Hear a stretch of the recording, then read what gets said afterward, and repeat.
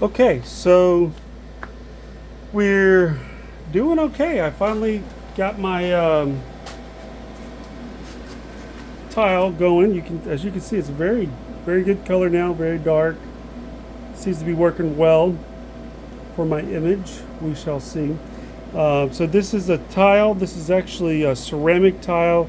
It's got a this has actually got a wood scrape look to it. So it's not even a very even tile, but it's not bad at all.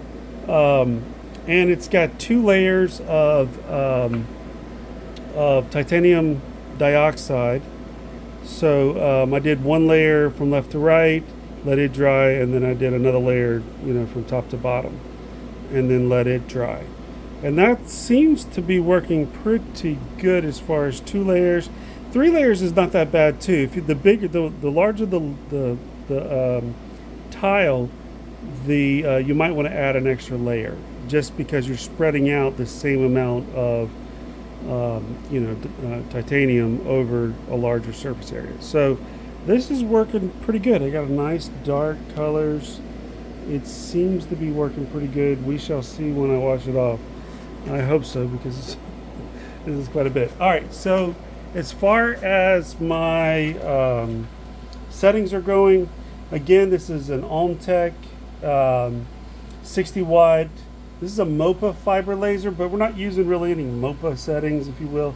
But mostly the MOPA settings are just gives you more range to affect the frequency and whatnot. Anyway, as you can see here, I've got multiple layers here. Two of these layers are off. This would take 12 hours if I used all the layers. So I just basically used, a line fill. This is, like I said, this is a gift item. And then I took this image here, and let's see here. And now you can see how long it'll take. Down here it says 545 minutes. So that's another thing. We got to figure out how to make this thing go faster. But right now I'm just wanting it to work. And I've got a working one, so I think it's working, so that's pretty good. Right now the layers are, I've got let's see, we'll pop this up. It's at 600, and the frequency is at 20. Q pulse is at 200.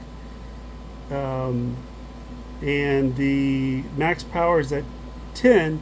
But you notice this is a key feature here is the minimum power.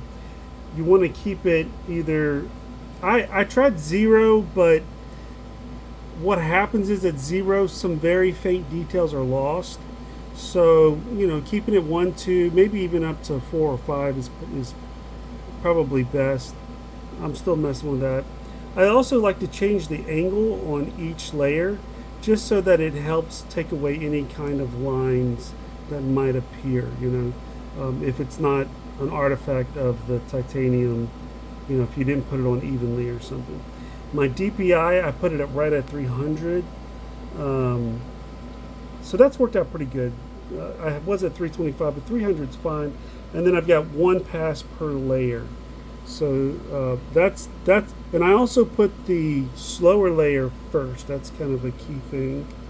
So there's that, and then as far as the second layer, you notice this one is at 9,000, and I'm at 15% here, and everything else is pretty much the same. A little higher DPI. This is grayscale, and what this is going to pick up some of the fainter details that are in the lighter side, because the slower one's really good at getting those dark colors, but it doesn't really pick up some of the fainter details. So I wanted to do a second layer, and this one's at 0. The scan angle is at 0, so it's just a different angle coming at it. And then finally, the line item here. This one is just for the words, right? So, and that one I put at a slow speed.